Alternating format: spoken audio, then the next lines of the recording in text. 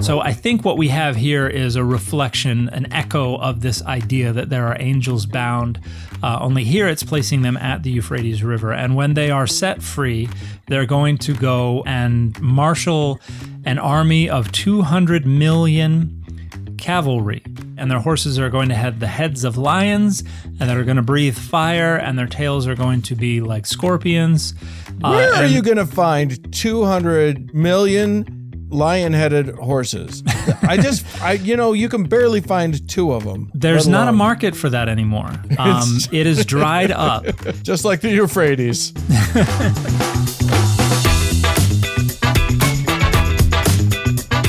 Hey everybody, I'm Dan McClellan. And I'm Dan Beecher.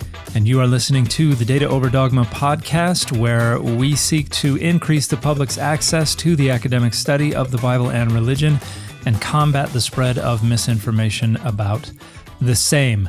How do, Dan? Hey man, I am excited. We're going to delve into some crazy stuff. It's going to get weird, that's for sure. And stuff that some people are still flogging as potentially possible now. We're going to find out. We're going to find out if there is just literally underneath the surface, crazy things lurk here in the modern world. Yep, we're going to respond to a popular TikTok video from a popular creator that is going to remind those of you who are of a similar age as Dan and myself of an old Simpsons episode that involved Lisa Simpson and her skepticism. So, skepticism coming up. That sounds like it is time for a patented Dan McClellan catchphrase. Why don't you hit us with it? All right, let's see it.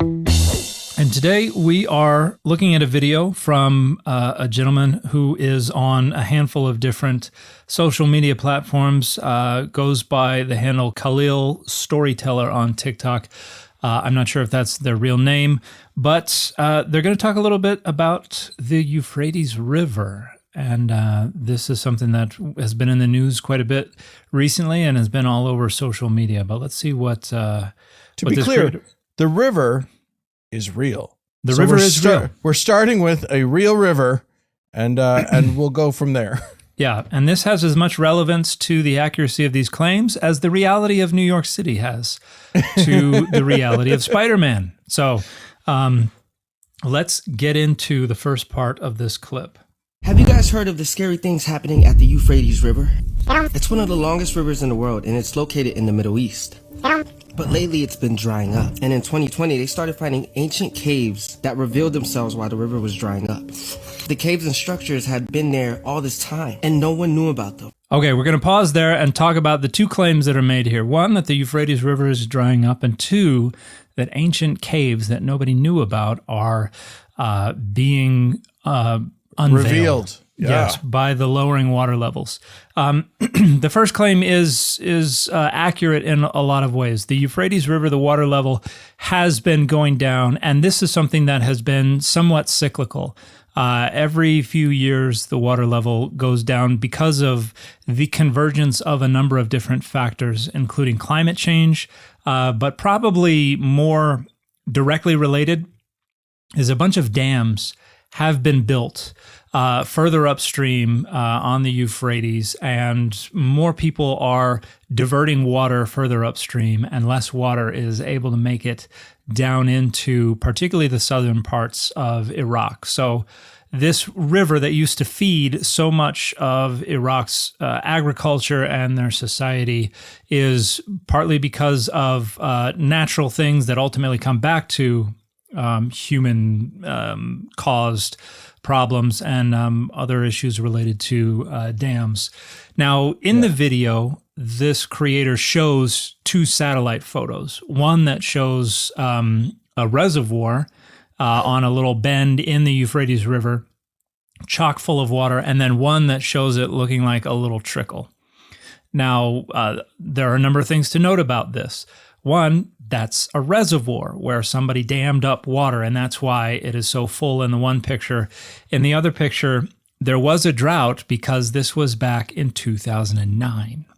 That's where there was a very serious drought that lowered the water level significantly, as much and even more so in some places than it has been recently. So that satellite photo is showing circumstances 13 years ago. If you go on Google Earth and look for this reservoir today, you will see that it is back to almost the height of the water level that you see in the first picture. Well, Dan, I feel like you're poking holes in this guy's story, and that's not very nice. One also wonders if the Book of Revelation has anything to say about the Colorado River, because it's in a very similar. Well, In fact, one of the videos that was done maybe 6 months ago that was trying to leverage this claim took a photo from they had a handful of photos of like dried up, parched riverbeds, and they insisted it was the Euphrates. One of them was from a river on the island of Lesbos in Greece, and the other was of the Colorado River. So well, I mean, we've been really drinking that one dry, so it makes sense. But the other claim here that this is uncovering caves also is only partly true, mostly false. Okay. See, back in a lot of these dams that have been built, some of them are to create reservoirs like the one in the satellite photo that gets shown all over the place without showing you the years. That flooded some cliffs. And we've known that there were ancient tombs carved into those cliffs. So it was like the 80s or the 90s when they originally created this reservoir and flooded this area and submerged all these rock-cut tombs from antiquity. So in 2008 and 9, when there was this drought and these water levels lowered, that was when we saw these rock-cut tombs. And people went, oh, forgot those were there. And they're just tombs. They're not prisons. They're not caves that people were living in. They were just rock-cut tombs. I mean, you say that, but like the difference between a tomb that contains a human corpse and a prison for an angel, we might be talking semantics at this point. Not really. Okay. But all right, fine. Let's go on and hear a little bit more from this creator. Yeah. And so what is being revealed is a handful of these rock-cut tombs. And so we've known about this. It's not something nobody knew was there. So the creator's claims there are false. Now this is the scary part. The river drying up is actually in the Bible. In the book of Revelations, chapter 9:14 through 9:15, it says, release the 4 angels who are bound at the great river of Euphrates. It then goes to say that the angels will be released to kill 1/3 of mankind. That's around 2.6 billion people. Okay, so a couple of things to point out here. First, he says the river drying up is in the book of Revelation, and then he shared a handful of verses that don't mention anything about the river drying up. He's talking about Revelation chapter 9, where it talks about 4 angels being bound at the river Euphrates. Okay. It's in Revelation chapter 16. It's an entirely different story where it says that the Euphrates will dry up so that the kings of the east can march across and go to battle against the land to the west, the nation of Israel. And so these are 2 separate events within this mythical narrative of the book of Revelation, separated by 6 chapters. So it is kind of a bait and switch. It's manipulative to try to connect these 2 events. They're not connected in the actual text. But they both itself. take place at the Euphrates, so checkmate, I guess. Yeah, the Euphrates was one of the most significant rivers in the world of ancient Israel at this time. That was the river that fed the civilizations of Mesopotamia that frequently exercised hegemony or rule, an oppressive rule over the nation of Israel. So it was a symbol of this oppressive regime and these empires that existed off to the east. Okay. Let's hear a little bit more of what all this means. All right. Now people have recorded and heard screams coming from the ground before.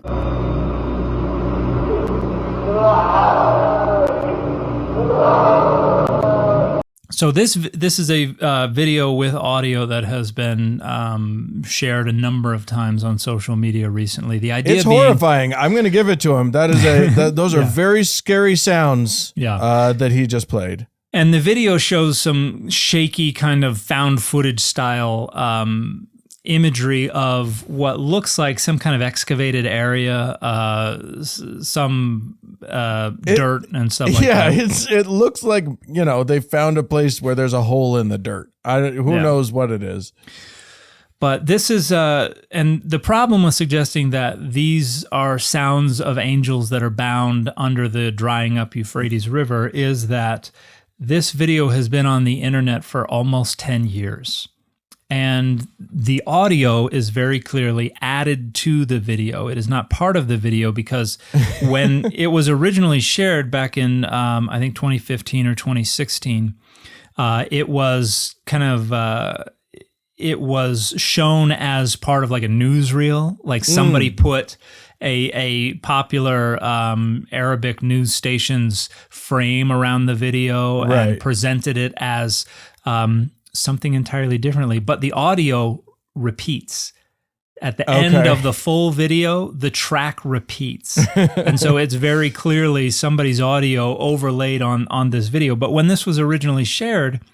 Well, not originally, but when it became very, very popular, when it was shared millions of times, was just after the assassination of a famous / infamous Pakistani cleric named Sami ul Haq. Okay. And the claim back then in late 2015, early 2016 was that this was footage of this cleric's grave. And this was audio of him being tortured in his grave as part of what I understand is one stream of tradition within Islam regarding unrighteous folks. But the video... Thought, can I just say, who would have thought that one of the angels of the apocalypse would be a Pakistani cleric? You don't see it coming. And he didn't really hit the bullseye when it came to where he was supposed to be bound. Yeah. Pakistan is at some distance from the Euphrates River. It's a little ways off. Sure. If my middle school geography is accurate. Yeah. Now, and the other thing to note is that the video actually was, people have found that video posted online even before that Pakistani cleric was assassinated. And man, so this is just take your own video. If you're gonna do a conspiracy thing, just don't go recycling other video. Take your own. Go to your backyard, dig a hole, and make your own video. That requires initiative. It requires effort. It requires creativity. In some instances, it requires money, and that's, I think, a bridge too far for a lot of our conspiracy theorists. And so that's absolutely not audio of bound angels. I know that has really freaked a lot of people out recently, but it has absolutely nothing to do with our text from Revelation, which is not about the future anyway, as we have discussed before on Bart this Ehrman very podcast. Set us straight on that. But I will say this, like the other thought is people have been living along the Euphrates since biblical times, since Revelation was written. And nobody's heard that screaming, howling, whatever the whole time. It apparently couldn't resonate through the water or whatever. It just seems, just try to be even a modicum of skepticism would be useful for this. All right, let's hear what else we got. So were these caves and structures actually prisons for the angels? And now that the river is finally drying up, have they finally been released? Dun, dun, dun. Yeah, it's scary out there. Remind us a little bit, what in Revelation, what are these angels doing? So these angels aren't really doing much of anything. They're just one of the calamities that is supposed to befall the earth. And what's supposed to happen, we got 4 angels bound at the Euphrates, and this is drawing from a tradition that was in circulation at the time regarding disobedient angels. And we'll talk a bit in our next segment about what that is about. But this is coming from traditions that are found in the Enochic literature and another Greco-Roman period literature, where basically there were some disobedient angels and they fell. And in the book of Enoch, God binds some of them, and they are like the Valley of Hinnom outside of Jerusalem is likely where the text is saying some of them are bound. It also talks about them being bound under mountains. And so I think what we have here is a reflection, an echo of this idea that there are angels bound. Only here it's placing them at the Euphrates River. And when they are set free, they're going to go and marshal an army of 200 million cavalry. So soldiers on horses, and their breastplates are going to be shiny and multicolored, and their horses are going to have the heads of lions, and they're going to breathe fire, and their tails are going to be like scorpions. Where are you going to find 200, what is it? 200 million lion-headed horses. You can barely find two of them. There's not a market for that anymore. It is dried up. And so, just you like will the be lucky. Euphrates. Yeah, so you will be very lucky to find even one anymore in any kind of usable condition. And so, there's some people are suggesting on social media, well, this must be Russia and China collaborating because only they could create an army that large. And that's laughable. Yeah. If the two of them put together all of their currently active and reserve military, they'd have maybe 6 million. And not cavalry. So, the attempts to try to historicize this and make this about the future are just laughable. And so to answer this creator's question, are these prisons? Is this angels bound? Are they going to be set free? The answer is, absolutely not. Because the book of Revelation is not about our day. And the final thing I want to add here in reference to this claim about the Euphrates drying up is that these water levels that are being depleted every few years because of climate change, because of dams diverting water, sometimes it's coming from other nations. This is ruining the lives of countless people who rely on this river for survival in ways that people who spend their days on TikTok, and I'm including myself in that, could never imagine. And so this is causing all kinds of suffering, and it is awful that people look at this and their first thought is not that there are a lot of people suffering because of climate change and because of these struggles for access to water. Their first thought is for making videos about how the end times are going to be here so that they can exploit this end times anxiety, get more clicks, get more views, and in the end, I imagine, get more money. And so I don't think that this is even, and even folks who are saying, well, this is for humor, or I'm just asking questions, which is sometimes what these people say, stop doing it. It is not helpful, and you're making light of circumstances that are ruining and even in some cases ending lives on the other side of the world. Well, and you're not even properly referencing what you're claiming to be referencing. Like you're not doing anybody any favors warning them about end times that were already meant to have happened. Yeah. And B, even if we were to interpret the book of Revelation to be saying, these end times are going to be, applicable to now or whatever. Yeah.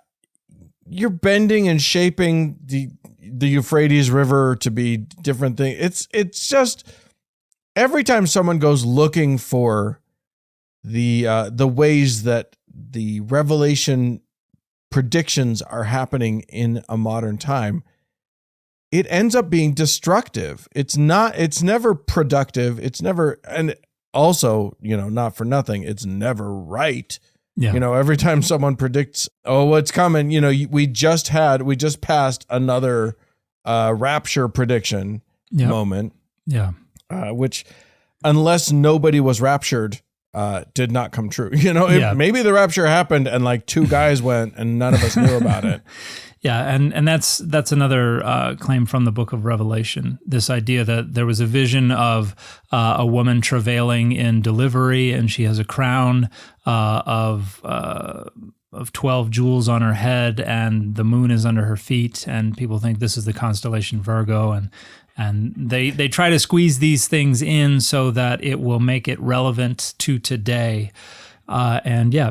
It never happens. It ends up causing an awful lot of anxiety. I was fortunate enough not to be raised with any of that kind of ideology, and so that's not something that computes for me. But I understand that this causes untold anxiety in the lives of people all around the United States and other parts of the world. And so, it is corrosive. It is not helping anyone. It may get you a few extra clicks one day, but is that really worth kind of cumulatively adding to the suffering that's going on around the world? I saw somebody put on TikTok a video where somebody was like, me waking up on September 20th, and they were like, time to go outside and fix the world now that all the problems are gone. And, and then they go outside and everybody's still there. And so darn it. Yeah, all right. So these videos are harmful. These videos are ignorant and misleading, and that is some of the misinformation, the spread of which we are trying to combat on this channel.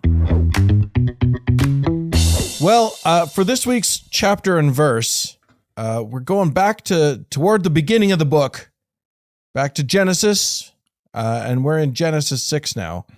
And there are other creators who are making interesting reference to this. This isn't from Revelation, but man, people are talking about this in some fascinating ways. You're going to help me help expound on it. Yeah. We'll start with the very first line of this, or the first verse, which is, when human beings began to increase in number. We're back at the beginning of creation, so we're sort of towards the beginning on. of creation, not all the way to the beginning, but yeah, right. It's we're still new. Humans are still new. We've just gotten through this long genealogy, so folks like Adam and folks like that have passed away. Oh, that's true. So like if you refer back to our episode on the patriarchs and the age of them, we're many thousands of years, or we're thousands of years into this at this point, because those dudes were living for crazy amounts of time. But it's still human beings are still pretty new. So, and you know what? I'm reading the NIV, so just to clue people in. It's just what full disclosure, what my browser happened to pull up. So, when human beings began to increase in number on the earth, and daughters were born to them, the sons of God saw that the daughters of humans were beautiful, and they married them, or they married any of them they chose. Mind blown. Who are the sons of God? What is happening? Yeah. Why do they get to choose all the pretty girls? What is going on? So the Hebrew here is B'nai Ha-Elohim, so literally sons of the God. And this is a term that occurs a handful of times in the Hebrew Bible. It occurs in Job, talks about the sons of God shouted for joy at the foundation of the earth. It occurs in the beginning of Job, where it says there was a day when the sons of God presented themselves before the throne, and Satan was among them. And it occurs in a handful of other places. In Psalm 21:9, it's the psalmist calls upon here it's B'nai Elim, a different form of the word for God, but it's still a plural, sons of God. Yeah, you said that it was Elohim. Now, sometimes that word is a singular, refers to a singular God, and sometimes that word refers to multiple gods, right? Right, yes. Do we know that this is a singular version of that? Of the use of that word? It is possible it could be plural. It could be sons of the gods. Okay. Like that's not outside the realm of possibility. Elohim is a concretized abstract plural, and I don't know if we've talked about this before on the channel, but this might be fodder for a future episode. But the idea is that Elohim was originally a plural that began to be used as an abstract plural to refer not to deities but to divinity, and then it became used so frequently in reference to specific deities that it became concretized or reconcretized, and so it can be used in reference to a single deity or a plural, and you can know just by looking at the verbs and the pronouns. If they're plural, you have plural deities. If they're singular, you have a single deity. Unfortunately, here we don't have any verbs or pronouns associated with the word Elohim, so we cannot tell. We can only deduce from usage. And based on comparison with the other literature from ancient Southwest Asia, the other Northwest Semitic literature, the B'nai Elohim seem to be the second tier of deities in the Northwest Semitic pantheon, which generally had the divine pair at the top. So that would be the high deity and their consort. And their children, the B'nai Elohim, the children of God, would make up the second tier of the pantheon. And they would be responsible for the functioning of the universe. And then according to some reconstructions, there's a third tier of craftsman deity, then the fourth tier would be the servile deities, the servants, which is largely in the Bible. This is messenger deities or angels. Okay. And so Genesis and 6 all of here, them are chained up under the Euphrates. So well, we're going to get to that. Okay. They're not there yet. Okay. So Genesis 6 is talking about this second tier, and it's kind of going to condemn them for being a little too randy and not obedient enough to their station. And so they like the looks of the human women, which is something that evidently the gods of the ancient societies, that was their wont.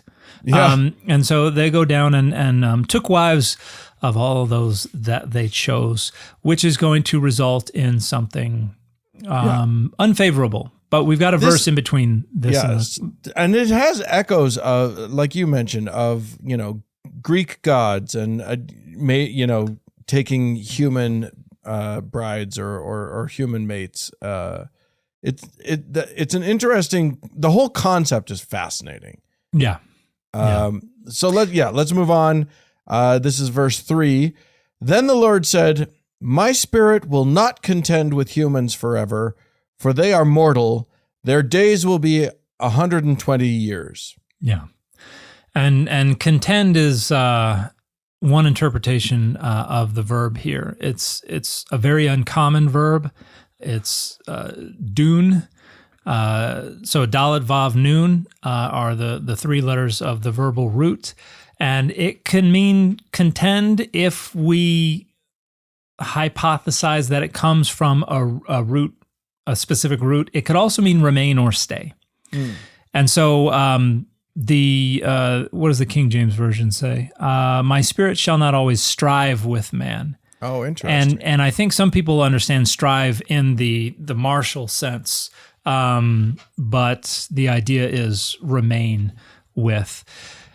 And so this seems to be suggesting that there's, and it says, their days will be limited to 120 years. And this is basically God saying, I'm sick of people living to be 969 years. We got to put a stop to this. We're going to cap it at 120, and that's my final offer. So you got to imagine the Pawn Star guy going, best I can do is 120. Yeah. And so the idea that that God's spirit will not always remain with humanity, with men, seems to suggest that that human lives are kind of sustained by an indwelling of the Spirit or the companionship of the Spirit. Somehow God's Spirit is sustaining human life, and God's like, not anymore. And so this is something that we see in the Mesopotamian literature, where the Sumerian king lists and different Akkadian iterations of that have the pre-flood kings living or having reigns that are 38, 42,000 years long, and then after the flood, it's like you only get like 1,200 years to reign. Right. So there's a big drop off as soon as you have the flood, and here we're setting the stage for the flood because God doesn't seem happy about what's going on here. Verse 3 suggests that it is a result of the sons of God having offspring with the daughters of humans, that he's like, this is a problem. Yeah. And so the solution is, well, we're going to cap the years. And then after the next verse, God's going to say, well, no, we need to do more than that. We're going to destroy all of humanity. Goodness, that sounds extreme. I will just say that. My mind made an interesting connection. It's a feeble connection, so I wanted to check in with you about it. Because contending with God isn't that the meaning of a word that's very prominent? Contends with God or strives well, that with would God? that would be the name Israel. Yeah. Yeah. So that's one way to interpret it. I think more than likely the name Israel, the idea was El contends, God contends. Okay. But there are different ways to interpret it, and there's a little etiology in Genesis.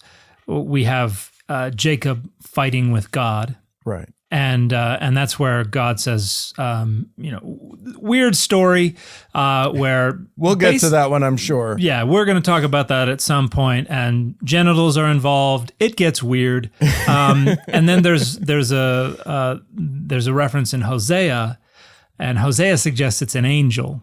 But I would argue that that's actually an interpolation. Someone has changed that. But the story is basically an etiology for where Israel got his name, and that it means contends with God.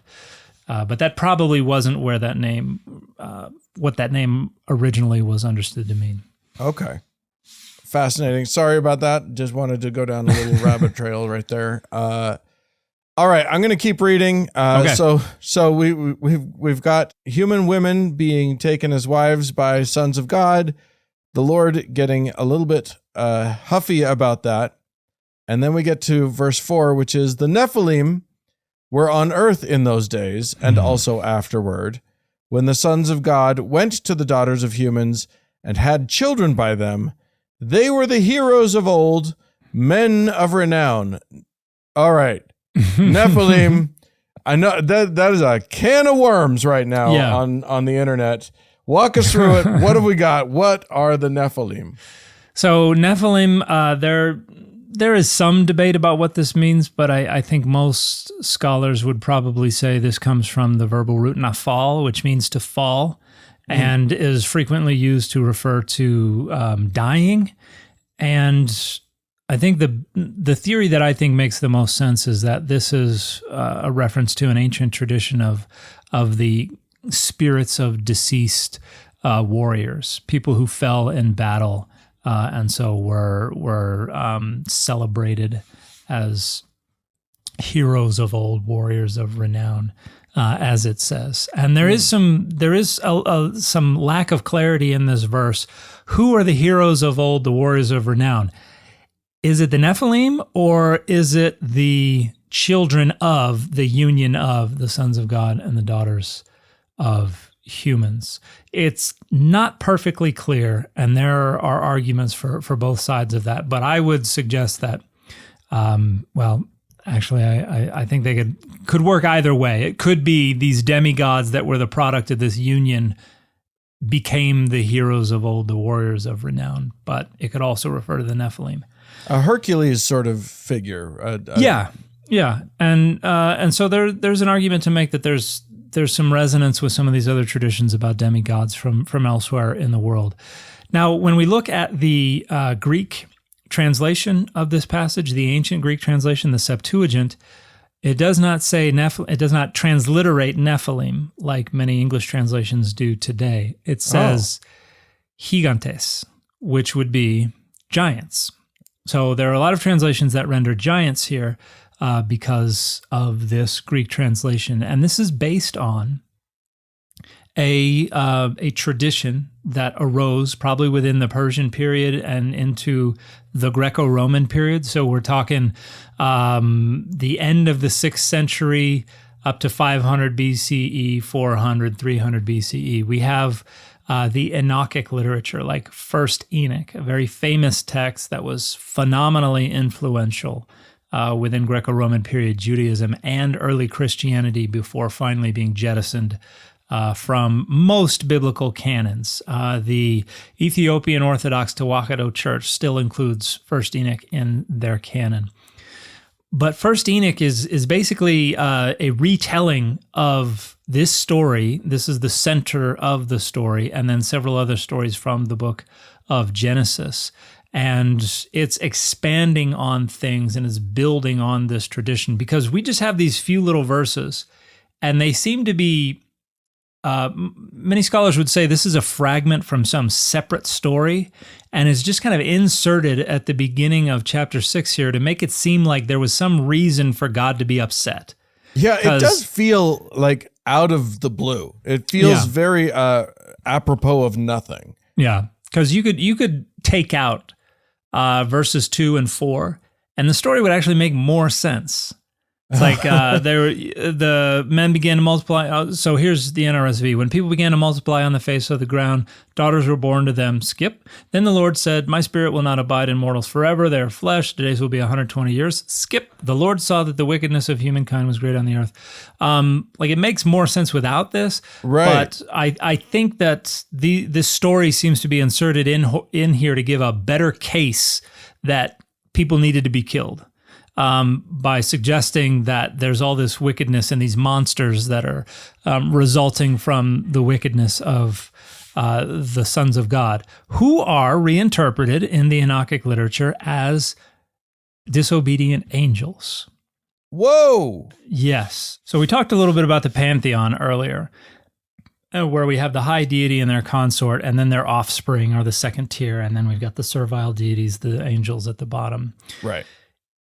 As we move into the Persian period and the Greco-Roman period, there's a lot more discomfort with the parity between the different deities of the pantheon, and you get a lot more exaltation of the God of Israel. We have this rhetoric of incomparability, and we have the authors of the biblical and other literature championing Adonai as incomparable to everybody around them. And so we get kind of a what Seth Sanders has called pantheon reduction, where other members of the pantheon are like, you're not welcome anymore. You're not good enough. And I suggest we get kind of a squeezing of the pantheon where Adonai kind of pops out the top as the main baddie. And then all the other deities get squished down into the bottom tier. And so the B'nai Elohim, the sons of God, are now squished down into the servile angelic tier. And so where they used to be the patron deities of the nations of the earth, they are now angels. And so in First Enoch, we have them represented as angels. And they rebel, they come down to earth, they teach humanity all this wicked stuff like murder, like makeup. They teach them. Yeah, that's in First Enoch. Wow, all right. They teach them how to make weapons. They like basically all of the evil that is on the earth is a product of these disobedient angels coming down and teaching humanity about all this bad stuff. I'm just going to say, murder and makeup do not feel like they are on the same plane. Those feel like two very different levels of naughty. I don't remember if they occur, if they are juxtaposed on the actual list or if they occur farther apart. Okay. But you have these angels being named, and so and so was was whoever knew about makeup, or so and so was the one who knew about abortion, and this kind of stuff. And one of the things that they do is that these angels sire offspring with human women. And initially, they create the giants, and the giants, when they die, the spirits or the ghosts or whatever that come from their corpses are the Nephilim, and so this is wow! So they are dead giants. They are expired. Yeah. And we've got a few different versions of this tradition, but in the book of Enoch, the Nephilim are not the direct product of this union. And so when we see Nephilim in the Hebrew Bible, there's only one other place where the Nephilim are referred to, and it's in, I want to say, Numbers. And this is where they have the spies they're sending into the land to see if Canaan is suitable for them to come in and take over. And they come back and go, yeah, we barely got out of there with our lives. They had the Nephilim, or these giants who were like grasshoppers to them. And so, which is probably one of the reasons that we have this statement here, which is kind of peculiar. The Nephilim were in the earth in those days, and also afterwards, because we're about to have the flood wipe everything that breathes out. Yeah. And so all the Nephilim are obviously going to be killed as well. And so we seem to have somebody who's inserting this story here going like, ooh, we got an issue here, boss. We'll just write that they were there afterwards as well. Okay, that'll work. They had snorkels. They were fine through the flood. They were very tall, so their noses did not go below the water line. If I recall, the book of Enoch, the first Enoch says that the giants were like 450 feet tall or something like that. Oh, that's quite tall. Yeah, pretty big. Yeah, not Goliath. Yeah, not Goliath 6'4". But yeah, we're not talking cubits and a span. We're talking up there. Yeah. But you see the influence of this tradition in a number of different places within early Jewish literature and early Christian literature and in the Bible. For instance, there's a part in one of the epistles of Peter where it talks about the disobedient angels in the days of Noah. And that's a reference to this. We've talked about the book of Jude, where it talks about Sodom and Gomorrah pursuing strange flesh or other flesh, sarkosoteros, which would be other flesh. And this is most likely a reference to this idea that angelic or intercourse between angels and humans is a big no-no. Like, this is the great sin that brought evil into the world, is these angels having intercourse with the human women. And so that becomes the symbol of everything that's wrong, is that intercourse. And there were even debates about whether or not this could actually happen. We see rabbinic debates about whether angels were sexually compatible with humans. And, some of them are saying, oh, well, what it really means is that the angels were in the room when the women were having intercourse with their husbands, and so that's what made their children all messed up. I don't think that accounts for a 400-foot tall person, to be perfectly honest with you. You know what? It does not tag all the bases. You are correct. And so, I can see why they would want to why they would want to distance themselves from this idea. This idea is, it's more. I think it's fascinating. I think it's interesting, but it is a rough one. I'm also confused. Let me ask you this. I know that you're going down a path. We'll get back to it, but I suppose it would be the height of foolishness for me to suggest. Are there female angels that then took husbands of humans, or is it just male angels taking female humans as their mates?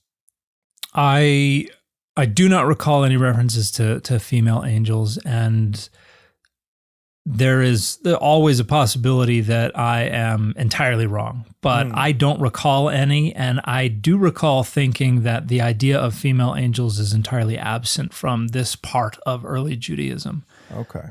So I'm going to say no. But I could be proven wrong, and if there's a listener out there who can prove me wrong, please do so. I love it. So getting back to the path, yes, these angels do not escape accountability. God punishes them, and this is another part of the book of Enoch. And one of the things that happens is they get cast down. Some of the named angels are bound in the valley of Hinnom, which is associated with child sacrifice in the Hebrew Bible, later is a symbol of hell.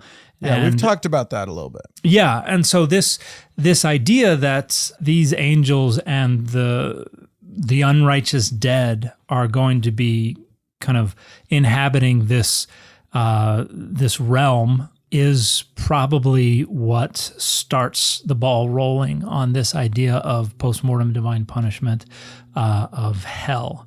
And so this tradition and the literature, the Enochic literature, sits at the foundation of a lot of the ideas that are going to be developing within early Christianity and down to today.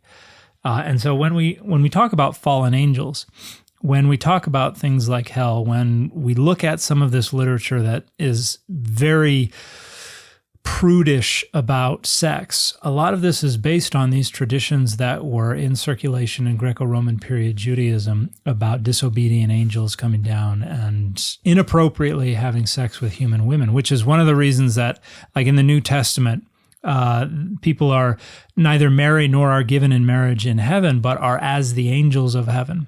This is a way to say, not the bad angels who had sex, they're going to be like the celibate good angels who are still up in heaven. So there are a lot of different ways that we see echoes and vestiges of this tradition within the Bible and elsewhere in early Christianity. And the book of Jude, I didn't mention it earlier, but the book of Jude actually directly quotes the book of Enoch. And so when people talk about the book of Enoch not being scripture, not being authoritative, not being inspired, one of the authors of a New Testament text certainly thought it was all of those things. Wow. And so we're rejecting that author's estimation of the book of Enoch when they quote Enoch and say the seventh from Adam, and then shares a quote directly from the book of Enoch. So this we skip right over this, over Genesis 6 when people are reading this. It's weird. We don't know what to make of it. It's, just these two passages. These two passages have had an immeasurable impact on the development of Greco-Roman period Judaism, which is the seedbed for Christianity. And so we see the echoes of this tradition down to today in so many of the ideologies, so many of the stories, and so many of the traditions of Christianity, and even to a much lesser extent within Judaism. It is easy when you don't understand something, that you're reading in the Bible to skip down, especially when you know that like half a page down, we're starting a very familiar story of Noah. Yeah. And you just want to get to the good stuff on that. But there's this whole section that is befuddling and confounding and fascinating. And I think that's one of the reasons we have the book of Enoch, is because it's so befuddling. And so we couldn't help but try to fill in the gaps, because we go from, these angels, they took wives of the women and then they had children with them. And then God saw that the wickedness of humanity was too much. And so what happens between verse 4 and 5 that this results in all this wickedness? And you get the development of this tradition. Oh, well, maybe these angels were wicked angels and maybe they taught humanity all this wickedness and all this violence. And so it's kind of filling in the gaps in this kind of fractured, kind of stuttered story that is probably the result of people cobbling together different traditions to just try to get some kind of rough narrative out the door. Yeah. Actually, that's really cool that the book of Enoch would go through that and at least attempt to fill in those gaps, because it is confusing to jump straight to, well, everybody just got wicked. We got to kill all of them now. Yeah, and I think there's no line drawn in Genesis that makes any sense to me whatsoever about how we got to that level of evil that the Lord had to kill everyone. Yeah, it's but this is how some of these stories go. It's just like, we're in verse 1. It's like, so it turns out everybody was evil, and But later on, people are like, we should probably kind of ease our way into this one. We need to. Although I got to say, whoever it was that inserted the Nephilim as like an explanation, you didn't do a great job. Like how does that reflect on humanity? That they're the sons of God dive in and start taking mortal wives. Yeah. How's that our fault? Why are you blaming us for that? Yeah. I think, a lot of people use this kind of pejoratively or facetiously, but I think First Enoch is like one of our earliest really good examples of fan fiction. Yeah. This is taking this story and going, needs more. I'm going to write my own version of this. I love it. Yeah. So, including all of the kissy face and stuff like that so frequently goes on in the fan fiction. Well, you got to include it. You got to jazz it up somehow. That sells books. I do want to get to, we teased it a little bit. So you have talked about, to me at least, how Nephilim and giants are sort of showing up in creators' like videos and stuff. Yeah. Talk a little bit about how people are talking about that, what they're saying, and like why that might be coming up. Well, a lot of people are only recently finding out about the Book of Enoch and think it's fascinating and think, well, this has been hidden from us for so long, and think this makes so much sense of the world around them. And so they want it to be something that is historical and something that is accurate, just as much as they believe the Bible to be historical and accurate. So where did all these giants go? And so there is a remarkably durative contingent of conspiracy theorists and social media folk who think that there are giants hiding out around the world. And I think still alive. Yes, still alive. Oh, wow. And like you hear this a lot about Kandahar.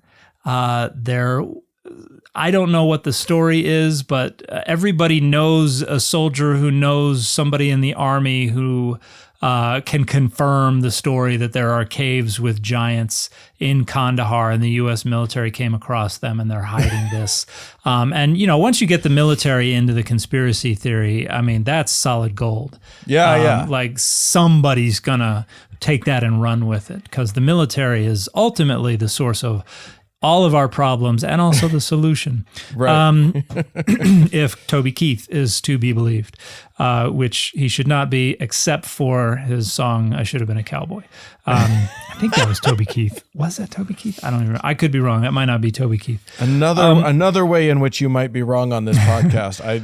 This is a bad episode for you. They're piling up. But we see, I forget what country, was it in Switzerland? Somebody was taking video driving there was a mountain off in the distance, and there were some radio towers, but they could have sworn they saw a move. And so they thought they were giants. And then like bizarrely, I love the idea of us using Nephilim now just to hold up our wires or to. Yeah. Here, hold this dish and angle it exactly in this direction because we need to. And there's I don't know if it's true or not, but a lot of places are reporting that whoever recorded that video, that person actually died shortly after that. And so obviously the military is involved again, assassinated them, and there's like supposed to be a UN base or something like that up there. And so there's no end to the imagination of folks who want First Enoch to be the thread that ties all of this together, because giants are just so sexy these days, so hot right now, and yeah, it's driving me up the wall. Well, look for giants everywhere you go. Maybe look for their noses to be appearing above the surface of the ocean. Because apparently they can survive floods, so why not? Maybe look for them under the Euphrates. You never know. They could be anywhere, chained up as just like the angels are. We're gonna have to do an episode on angels, I think, coming up soon. Yeah, that would be really cool. There's the whole concept is, it gets weird, man. So we'll get into that. For now, that's it. Thank you guys for tuning in to this week's show. If you would like an ad-free version of our show, you can head that? It is possible, you guys. You head on over to Patreon. You can join up for not too much, and you get to choose what level and become a patron of the show. You can also get the Patreon only, the patrons only content over there. So that's a fun thing to do. Thanks so much for tuning in. If you'd like to contact us, you can reach out at contact@dataoverdogmapod.com. Dan, thanks so much for another great episode. Thank you. Bye, everybody. Bye, everyone.